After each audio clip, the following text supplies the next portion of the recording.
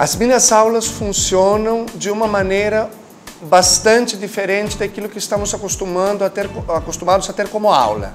Quer dizer, o esquema clássico de que o professor está expondo a matéria, porque o professor conhece a matéria, e os alunos tentam aproveitar daquela aula, aprendendo o conteúdo e fazendo algumas perguntas para esclarecimento, é aquilo que nunca acontece na minha aula. Eu aplico aquilo que digamos assim, as pessoas que cuidam da metodologia do ensino chamam de método socrático.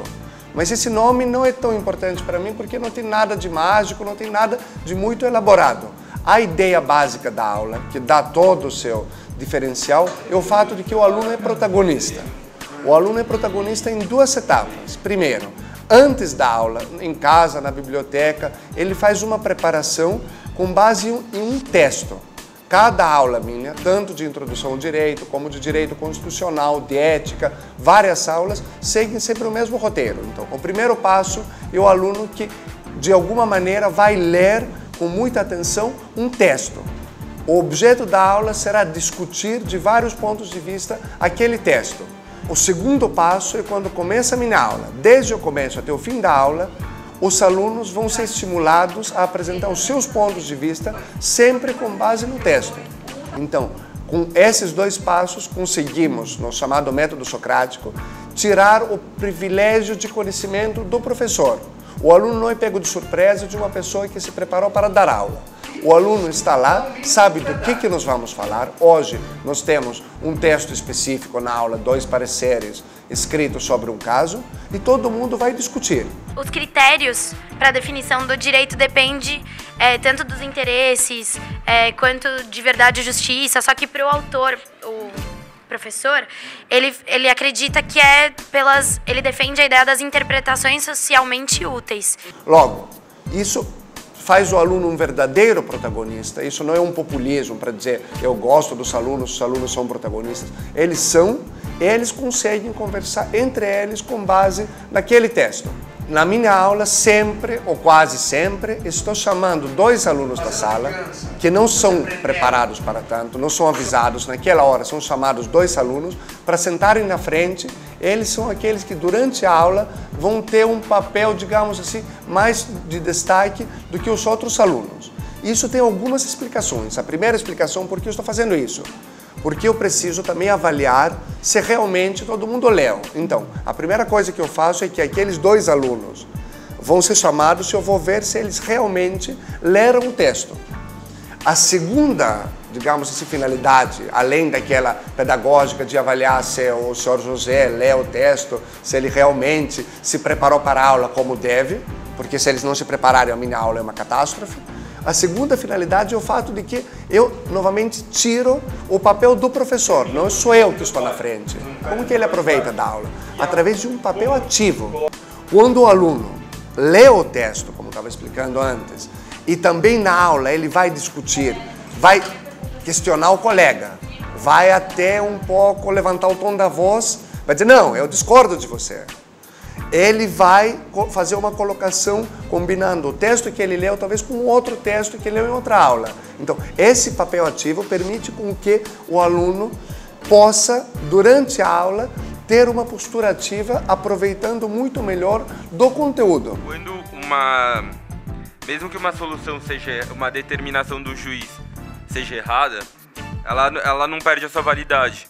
Esse tipo de aula, que podemos chamar de aula socrática ou de aula participativa, ou melhor ainda, aula com o aluno como protagonista, no meu entender, é uma aula que pode ser aplicada em qualquer etapa do estudo do direito. Eu dou aulas também no mestrado em Direito e Desenvolvimento da GV, dou várias aulas no 3º ano da Faculdade de Direito, e me parece de que é um sistema que tem elementos de referência independentes da idade e da maturidade do aluno. Claro que, dependendo do nível de maturidade, de conhecimento do aluno, vão mudando alguns parâmetros, mas o estilo da aula pode ser o mesmo para qualquer tipo de aula de direito.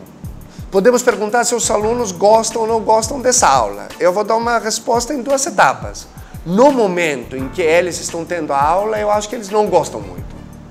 Vamos ser sinceros, porque esse método primeiro um pouco dá um medo, se me permite, ao aluno, não fica naquela zona de conforto, no silêncio, ouvindo o professor, então ele é desafiado, ele é chamado, e isso causa, digamos, exige dele um compromisso, uma energia, até uma certa preocupação como ele vai ser avaliado com base na participação. E o segundo elemento que faz com que o aluno, no momento da aula, não goste tanto, é o fato de que ele acaba se expondo.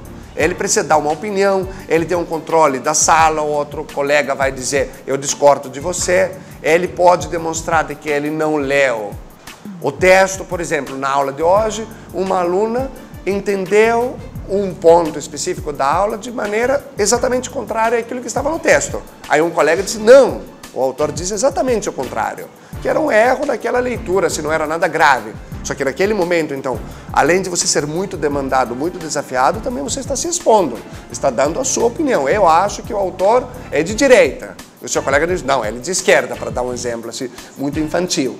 Agora, os alunos que terminaram o curso, pensando naquela experiência, eles, pelo testemunho que eu encontro, não sei, depois na faculdade, que eles são formados em outro ano, eles acabam entendendo que essa experiência foi útil, porque eles conseguiram, como estava dizendo antes, aproveitar do tempo.